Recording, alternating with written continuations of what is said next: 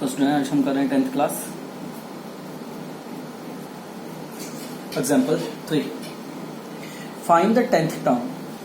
10th term का मतलब क्या है? यहाँ पे कुछ चीजों का मीनिंग भी समझना पड़ेगा बच्चों साथ में। 10th term, find the 10th term. 10th term का मतलब है A10 फाइंड आउट करना है। 10th टर्म AP हमें गिवन है, तो AP हमें गिवन है। AP क्या गिवन है हमें? एग्जाम्पल 3 AP क्या गिवन है हमें? 2, 7, 12 एंड सो। तो यहाँ से हम A की वैल्यू निकाल लेंगे। A की वैल्यू क्या आती है? First term that is 2। D की वैल्यू क्या होगी? D की वैल्यू क्या आती है? इस टर्म में से पिछली वाली टर्म माइनस कर दो, या 12 में से 7 माइनस कर दो, या 7 माइनस 2। तो सेकंड टर्म में से मैंने फर्स्ट टर्म माइनस कर दी। D की वैल्यू आ गई 5। D की वैल्यू आ गई 5। चाहे तो 12 में से 7 माइनस कर दो, चाहे 7 में से 2। हम क्या करते हैं? नेक्स्ट टर्म में से उससे पिछली वाली टर्म माइनस करके D की वैल्यू फाइंड आउट कर लेते हैं। ठीक है, हमने निकालना क्या? A10। तो पहले जनरल फॉर्म लिख लेते हैं। जनरल फॉर्म क्या होता है? A plus n minus 1 into D। हमने A10 की वैल्यू निकालनी है। A की वैल्यू क्या है? 2 प्लस n की वैल्यू क्या है? 10th टर्म फाइंड आउट करनी है। कौन सी वैल्यू हमने निकालनी है? A10। तो 10th टर्म फाइंड आउट करनी है, तो इसका मतलब n की वैल्यू क्या होगी? n की वैल्यू 10 होगी। तो 10 माइनस 1 इंटू D। D की वैल्यू क्या है? 5। ये आ गया 2 प्लस 9 इंटू 5, 9 5 45 प्लस 2 47। तो A10 की वैल्यू आ गई हमारे पास 47। आगे चलते हैं सेकंड एग्जांपल की तरफ। Which term of an AP is 21? Which term of an AP is 21? Which term of an AP is AP 21? ये AP गिवन है, ये AP गिवन है। क्वेश्चन क्या है देखो, एग्जांपल 4। तुम लोगों का AP गिवन है 21, 18, 15। कौन सी टर्म की वैल्यू? ऐसे लिखते जाएगा टर्म, तो देखो 15 है, 15 के बाद क्या आएगा? ऑब्वियस है, कितना माइनस हो रहा है? 3 माइनस हो रहा है। 15 के बाद 12, 12 के बाद 9, 9 के बाद 6, 6 के बाद 3, 3 के बाद 0, 0 के बाद -3। माइनस वाली टर्म्स आ गई, माइनस वाली टर्म्स आ गई। ठीक है, ऐसे नहीं निकालना आंसर। तो उसने पूछा है ऐसे अगर कंटिन्यू जाते रहे तो कौन सी टर्म -81 आएगी? कौन सी टर्म -81? जैसे 21 पढ़े फर्स्ट प्लेस पे, ये A1 पे पढ़े, ये वाली वैल्यू A2 पे पड़ी है, ये वाली वैल्यू A3 पे पड़ी है, ये फर्स्ट टर्म पे पड़ी है, सेकंड टर्म पे, ये थर्ड टर्म पे। वैसे ये पूछ रहे कौन सी टर्म है, विच टर्म। तो हम मान लेते हैं कि ये टर्म कौन सी है? AN। तो कैसे करेंगे? Let -81 is the nth term. मान लो कि वो क्या है? nth term. तो इसका मतलब अगर nth टर्म है AN की वैल्यू -81 होगी। अगर वो nth टर्म है तो AN की वैल्यू -81 होगी। ठीक है, अब यहाँ से A की वैल्यू देखते हैं। A की वैल्यू, AP की पहली वैल्यू A होती है। D की वैल्यू क्या होती है? सेकंड टर्म में से फर्स्ट टर्म माइनस कर दो, 18 माइनस 21। तो 18 माइनस 21 कितना आ गया? -3। D की वैल्यू -3। अब AN 81 के बराबर है। AN का फार्मूला क्या आता है? A plus n minus 1 into D equals to -81। A की वैल्यू 21 प्लस n वैल्यू हमने फाइंड आउट करनी है। nth टर्म है AN थी, तो n की वैल्यू तो हमने फाइंड आउट करनी है। कौन सी टर्म पे? Which term. तो n की वैल्यू हमने फाइंड आउट करनी है, वैसे रख लो। D की वैल्यू हमारे पास क्या है? -3 इक्वल्स टू -81। प्लस के 21 उस साइड चले जाएंगे। n minus 1 -3 -81 -21 n minus 1 -3 is equal to -210। n minus 1 is equal to -102। -3 से डिवाइड हो जाएगा, माइनस से माइनस कट गया, 3 से कट कर लो वैल्यू को। 3391 434। n minus 1 equals to 34। तो यहाँ से n की वैल्यू क्या आ गई? -1 उधर जाके प्लस का हो जाएगा, ये आ गया 35। तो इसका मतलब ये कौन सी टर्म होगी? n की वैल्यू 35 आ गई, इसका मतलब ये कौन सी होगी? 35th term. ये क्या होगा? A35। A35 की वैल्यू क्या होगी? -81। -81 क्लियर? -81 पे। तो देखो इसी क्वेश्चन में सेकंड चीज पूछी है, एक also is any term zero, क्या इसमें कोई टर्म जीरो आएगी। अब ये कैसे फाइंड आउट करना होता है कि कोई टर्म जीरो आएगी या नहीं आएगी। और देखो जैसे मैंने एपी लिखी, ये कंसेप्ट है बच्चों, इस चीज को ध्यान से समझना। उसने कहा है इस एपी में क्या जीरो वैल्यू आएगी। मान लो जीरो वैल्यू आती है, मान लो जीरो वैल्यू आती है, तो ये फर्स्ट प्लेस, ये सेकंड प्लेस, ये थर्ड प्लेस, ये फर्स्ट प्लेस, ये सेकंड प्लेस, ये थर्ड प्लेस, ऐसे ही सोन करके मान लो ये किसी ना किसी प्लेस पे होगा। देखो होल नंबर है 1 2 3, first place, second place, third place. कभी ऐसे होता है 1.5 प्लेस, 2.5 प्लेस, 3.5 प्लेस, कभी नहीं होता 1 place, second place, third place. वैसे ही मान लेता हूँ ये किसी ना किसी nth प्लेस पे होगी। तो इसका मतलब जो n की वैल्यू होगी वो कोई ना कोई होल नंबर होगा। 1 2 3 4 5 6 7 8 9 10 51 52, कोई ना कोई तो होल नंबर होगा। फ्रैक्शन में तो नहीं होगा, फ्रैक्शन में नहीं होगा। तो मैं मान लेता हूं कि ये a nth पोजीशन पे है। जीरो की उनसी वैल्यू है, ये a nth पोजीशन पे पड़ी है। जीरो क्या है, a nth पोजीशन पे पड़ी है। हमने उसने पूछा था क्या जीरो टर्म एग्जिस्ट करती है, तो हम मान लेते हैं अपनी तरफ से कि हाँ चलो मान लिया कि जीरो टर्म nth पोजीशन पर पड़ी है। तो इसकी वैल्यू निकालते हैं। a की वैल्यू कितनी आई 21, d की वैल्यू माइनस। अब देखो nth पोजीशन में पड़ा है, मैंने पहले ही कहा था n होल नंबर होना चाहिए। इसका मतलब अगर n होल नंबर होगा तो ये वैल्यू यहाँ पे एग्जिस्ट करेगी, वरना यहाँ पे एग्जिस्ट नहीं करेगी। तो सोल्व करते हैं n-1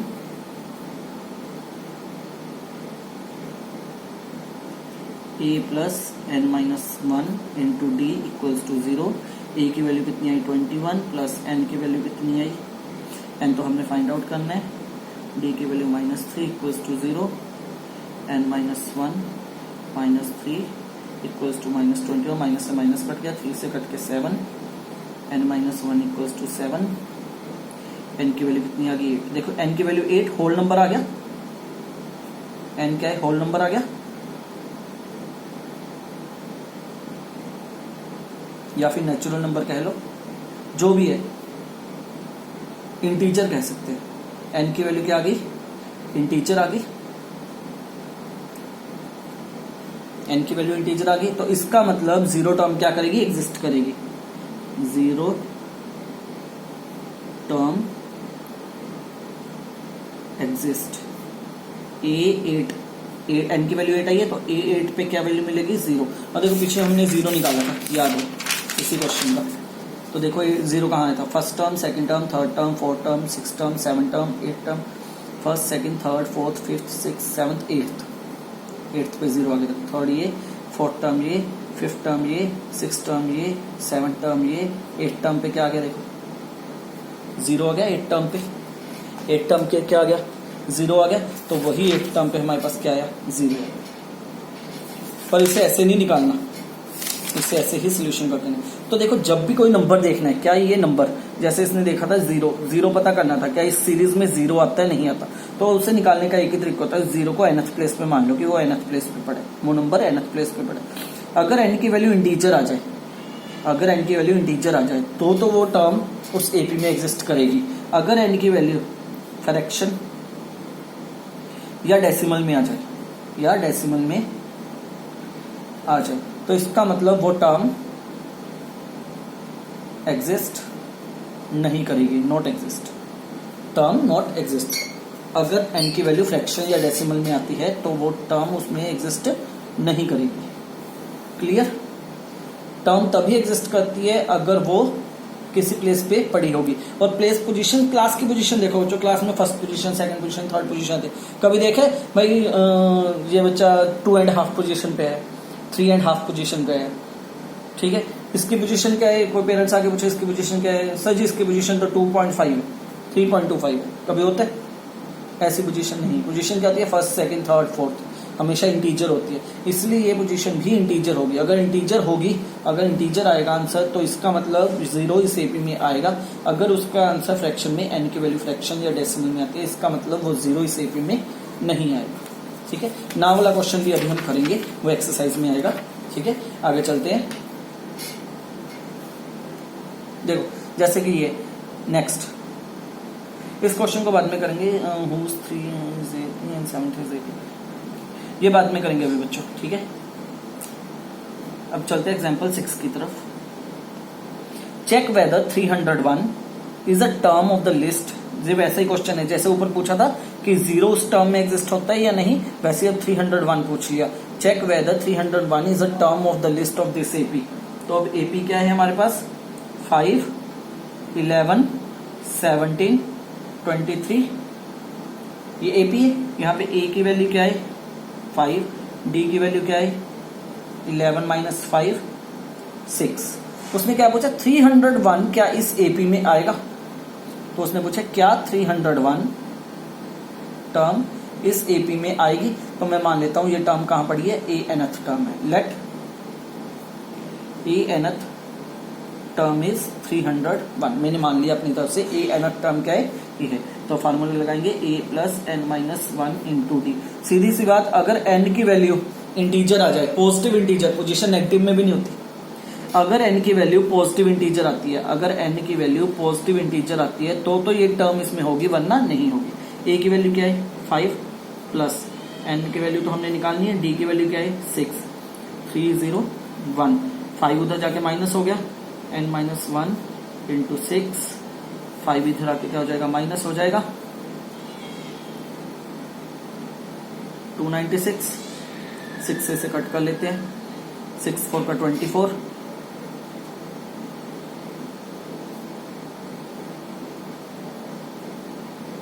48,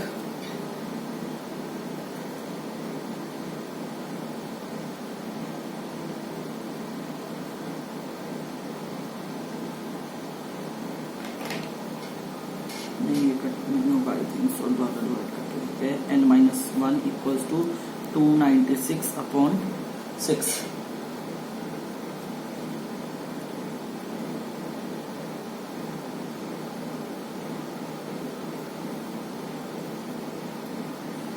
ये 2 से कट कर लेते हैं, 1 4 8 नीचे 3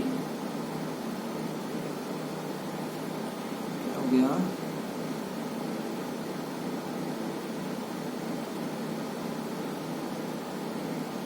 ठीक है। यहाँ आ गया n माइनस 1 इक्वल्स टू, इसे इजी वे से सॉल्व कर लेते हो जो ज्यादा अच्छा रहेगा।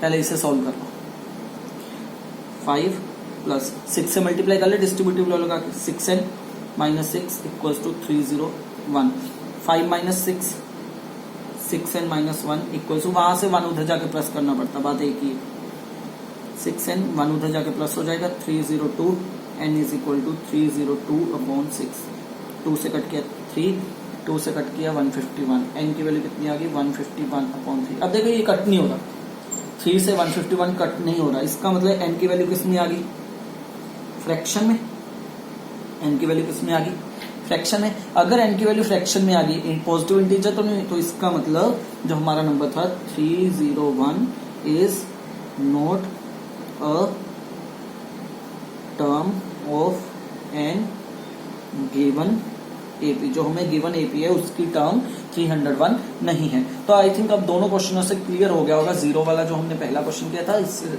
लास्ट वाला और इससे, कि अगर n की वैल्यू पॉजिटिव इंटीजर आती है तो वो टर्म उस एपी में होगी। अगर n की वैल्यू फ्रैक्शन या डेसिमल में आ जाए, इसे डिवाइड करोगे तो डेसिमल में आ जाएगा, तो वो टर्म क्या होगी उस एपी में एग्जिस्ट नहीं करेगी।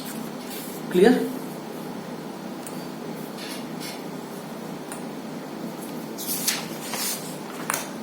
बच्चों अब इससे रिलेटेड पहले एक्सरसाइज करेंगे, क्योंकि लेवल धीरे धीरे बढ़ेगा, तो जितने अब एग्जांपल्स किए हैं उससे रिलेटेड क्वेश्चंस करेंगे पहले एनसीईआरटी में से। तो एनसीईआरटी शुरू करें 5.2 क्वेश्चन नंबर 1। देखो इसमें ए की वैल्यू, देखो इसमें 4 पार्ट है, फर्स्ट सेकंड थर्ड फोर्थ, आगे भी है फिफ्थ, ठीक है। अब इसमें क्या है, फार्मूला क्या था बच्चों, a n equals to a plus n minus 1 into d, ये फार्मूला होता है। अब ध्यान से देखो, ए की वैल्यू गिवन है, डी की वैल्यू गिवन है, एन की वैल्यू गिवन है, ए एन फाइंड आउट करना है। मतलब कि इसमें 4 चीजें हैं, एक ए एन है, एक ए है, एक ए एन है और एक डी है। 4 चीजें हैं, चारों में से कोई 3 चीजें तुम लोगों को गिवन होगी और एक की वैल्यू निकालनी है। जैसे कि फर्स्ट पार्ट ले लेते हैं, ए की वैल्यू 7 गिवन है, डी की वैल्यू 3 गिवन है, एन की वैल्यू 8 गिवन है, ए एन फाइंड आउट करना है। एन क्या है, एन की वैल्यू 8 गिवन है, तो इसका मतलब इनडायरेक्टली तुम लोगों को ए 8 फाइंड आउट करना है। एन की वैल्यू 8 है तो ए एन के पैर में क्या आ जाएगी, ये 8 वाली वैल्यू एन के पैर में आ जाएगी। तो इसका मतलब फर्स्ट पार्ट में तुम लोगों को ए 8 फाइंड आउट करना है। तो पहले फार्मूला लिख लो, ए एन क्या होता है, a plus n minus 1 into d. अब ए 8 फाइंड आउट करना है, ए की वैल्यू 7 प्लस एन की वैल्यू 8 माइनस 1, डी की वैल्यू 3। सोल्व कर लो, 7 प्लस 7 इंटू 3 21, 7 इंटू 4 28। ए 8 की वैल्यू कितनी आ गई, 28। ऐसे ही सेकंड पार्ट हो जाएगा। सेकंड पार्ट में देखो, ए की वैल्यू माइनस 18 गिवन है, डी की वैल्यू निकालनी है, एन की वैल्यू 10 है, यहाँ पे एन की वैल्यू कितनी है 10, ए एन की वैल्यू 0, एन की वैल्यू क्या है 10। इसका मतलब तुम लोगों को ए 10 की वैल्यू 0 गिवन है, क्योंकि देखो एन की वैल्यू 10 है तो ये 10 इसी से बिलोंग करेगा, इस एन से। हर बार ये एन की वैल्यू हमेशा इससे बिलोंग करेगी, ए एन से। तो ए 10 बन जाएगा। यहाँ पे क्या बन जाएगा, एन की वैल्यू 18 है तो यहाँ पे ए 18 बन जाएगा और उसकी वैल्यू क्या आ जाएगी 5। तो अब देखो हमने निकालना क्या है, डी की वैल्यू। वैसे फार्मूला लग गया, a n is equal to a plus n minus 1 into d. A n की वैल्यू मतलब कि ए 10 की वैल्यू, ए की वैल्यू माइनस 18 प्लस एन की वैल्यू 10 माइनस 1, डी की वैल्यू निकालनी है। ए 10 कितना है 0 प्लस 9 डी, 18 की तरह के प्लस के 18 इक्वल्स टू 9 डी। 9 से इसे कट कर लो, 2 डी की वैल्यू कितनी आ गई 2। तो इस तरह से थर्ड, फोर्थ और फिफ्थ पार्ट ये तुम लोगों के लिए होमवर्क रहा। आगे चलते हैं।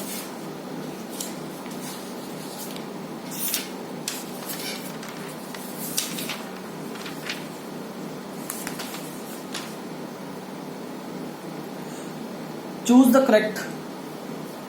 the correct choice. Choose the correct choice in the following and justify. 30th term of an AP is, 30th term क्या होगी? देखो क्वेश्चन वही है, इसने पूछा 30th term क्या होगी। तो हम क्या करेंगे, पहले AP लिख लेते हैं जो गिवन है, 10, 7, 4 and so on. 30th term पूछे, 30th मीन्स उसने पूछे A 30th टर्म की वैल्यू। 30th मीन्स टर्म पूछा है, उस टर्म पे कौन सी वैल्यू पड़ी है, उस टर्म पे कौन सी वैल्यू पड़ी है।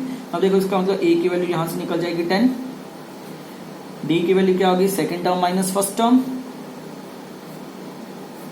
एन की वैल्यू क्या आएगी, पैर में क्या पड़ा है इसके 30, यहां पड़ा है 30th टर्म, इसका मतलब 30th एन की वैल्यू क्या होगी 30 होगी। तो फार्मूला लगा लेते हैं, a n is equal to a plus n minus 1 into d. तो हमें ए 30 निकालना है, ए 30 क्या होगा, ए की वैल्यू कितनी होगी 10 प्लस 30 माइनस 1, डी की वैल्यू माइनस 3। सोल्व कर लो, 10 plus 30 minus 1 29 into minus 3, 10 minus, solve कर लो 7 2 6 7 8, कितना आ गया -77। कितना आ गया आंसर -77। तो कौन सी ऑप्शन होगी, सी। सो आंसर क्या आ गया, कैपिटल सी, 77 -77। इसी तरह से सेकंड पार्ट तुम लोग करोगे, ये फर्स्ट पार्ट था, सेकंड पार्ट तुम लोग करोगे।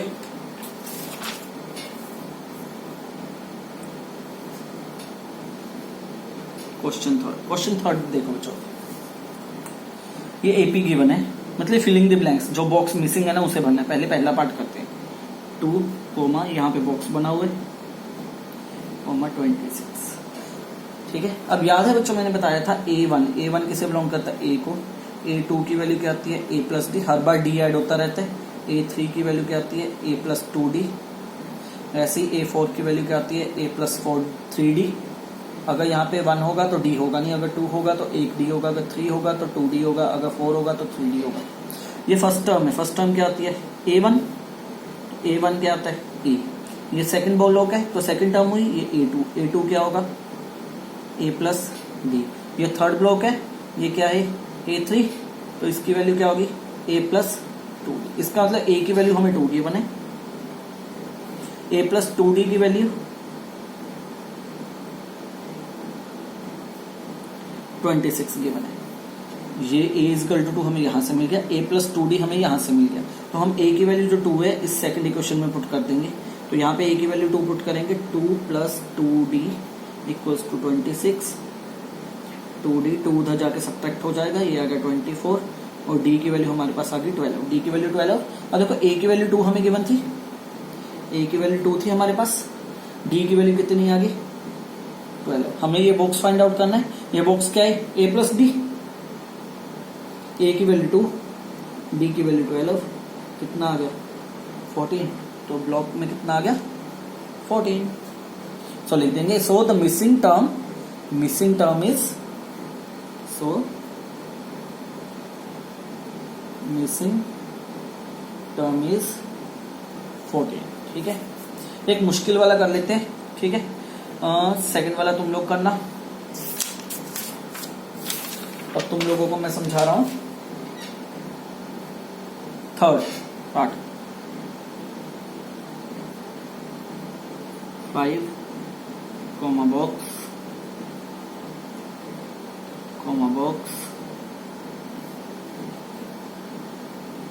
कॉमा 9.5। ठीक है, अब देखो यहाँ आ गया 5, a की वैल्यू क्या आ गई 5, फर्स्ट वाली a को रिप्रेजेंट करिए, ये क्या होगा, ये होगा a + d, ये कितना होगा a + 2d, ये कितना है a + 3d। तो इनडायरेक्टली ऐसे भी लिख सकता हूँ, ये a1 है, ये a2 है, ये a3 है, ये a4 है। ठीक है, तो a की वैल्यू ये आ गई। वैसे और कौन सी गिवन है, हमें 9.5 गिवन है। 9.5 क्या है, a4 की वैल्यू, a4 = 9.5 हमें गिवन है। a4 कैसे लिखेंगे, a + 3d equals to 9.5, 9 × 2 18 + 1 19/2। a की वैल्यू 5 गिवन है, 5 वैल्यू यहाँ पुट कर दो, 5 + 3d इक्वल्स टू 19/2। 3d 5 उधर जाके माइनस हो गया, 5 × 2 10, 19 - 10 9/2 3d, d = 9/2 × 3 d की वैल्यू आ गई 3/2। 3/2 क्या था 1.5, 3/2 क्या था 1.5, तो d की वैल्यू कितनी आ गई 1.5। अब हमने क्या निकालना है, a2 की वैल्यू, a2 की वैल्यू क्या है a + d, a की वैल्यू 5, d की वैल्यू 1.5, तो ऐड करके बन गया 6.5। तो यहाँ आ गया 6.5। वैसे ही a3 फाइंड आउट करना है। a3 क्या होता है a + 2d, a की वैल्यू 5, 2, d की वैल्यू 1.5, 1.5 × 2 3, 5 + 3 दैट इज 8। तो यहाँ पे वैल्यू आ गई 8। क्लियर, समझ लग गया बच्चों। फोर्थ अपने आप करना। देखो सेकंड क्वेश्चन फर्स्ट की तरह था, फोर्थ क्वेश्चन थर्ड की तरह था। अब मैं फिफ्थ करवा रहा हूं, फिफ्थ क्वेश्चन को ध्यान से समझना।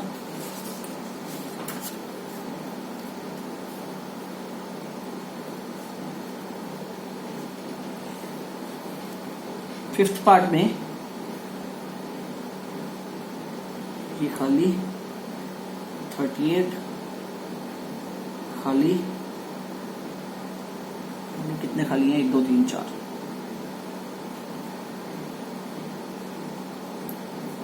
4 खाली और फिर माइनस के 22।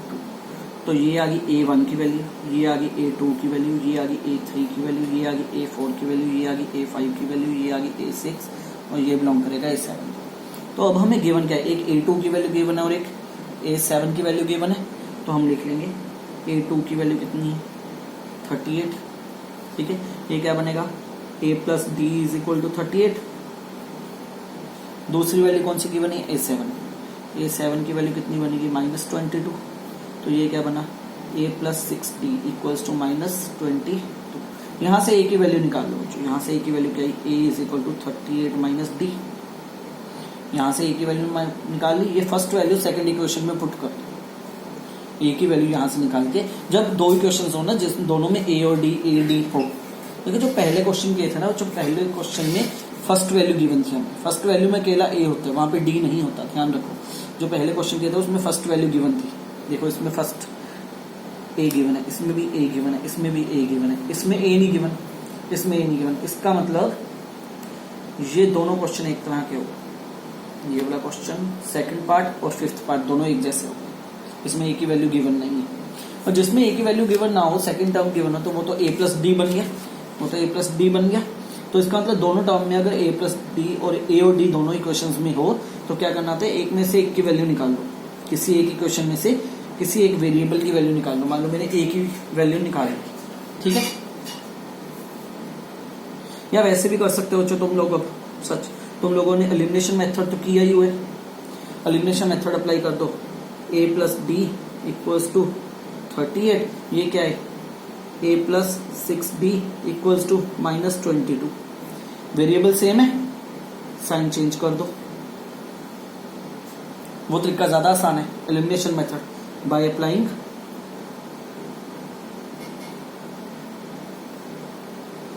Elimination method. थर्ड चैप्टर में किया था एलिमिनेशन, सब्स्टिट्यूशन, क्रॉस मल्टीप्लिकेशन। तो एलिमिनेशन से ए से कट जाएगा, यहां से क्या बचेगा, माइनस के 6d और d में से माइनस के 5d equals to 0 1 60, d equals to 60 upon minus 5, 5 से कट के 12, तो d की वैल्यू आ गई तुम्हारे पास माइनस 12, तो d की वैल्यू आ गई तुम्हारे पास माइनस 12।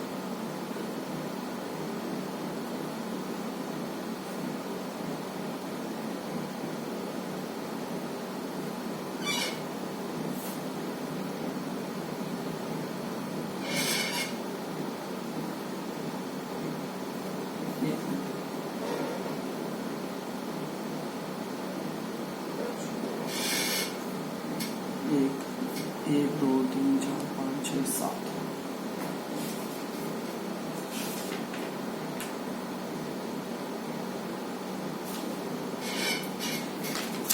मुझे ऐसा लग रहा है क्वेश्चन गलत उतार लिया।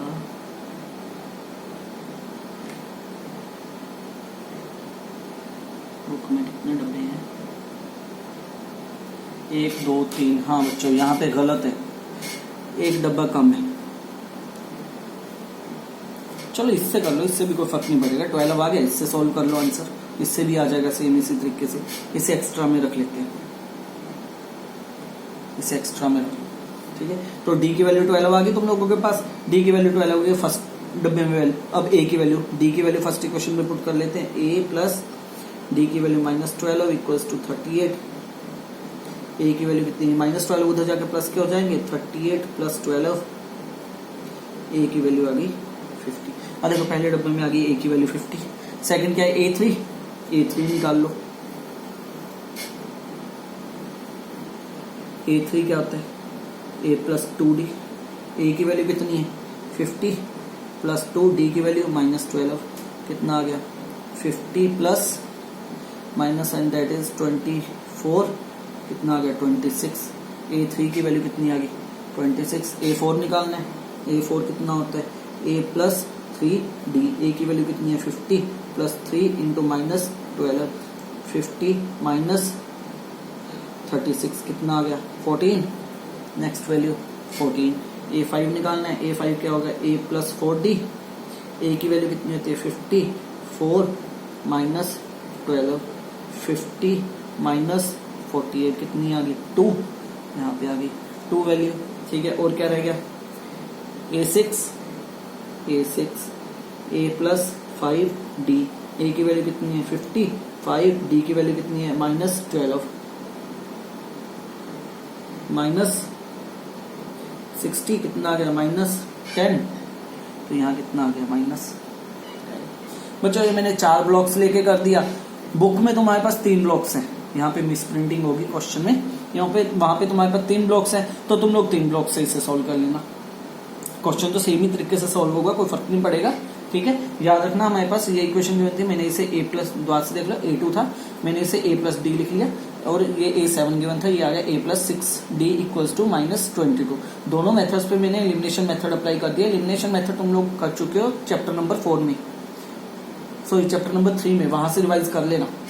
A pair of linear equation में तुम लोग ये चीज कर चुके हो। एलिमिनेशन मेथड अप्लाई करके मैंने पहले डी की वैल्यू निकाल ली, डी की वैल्यू वापस किसी एक इक्वेशन में दोनों में से पुट करके ए की वैल्यू आ गई, ए और डी दोनों की वैल्यू आ गई। एक बात याद रखना बच्चों, एलिमिनेशन मेथड बहुत इंपॉर्टेंट है, हर चैप्टर में यूज होगा, ये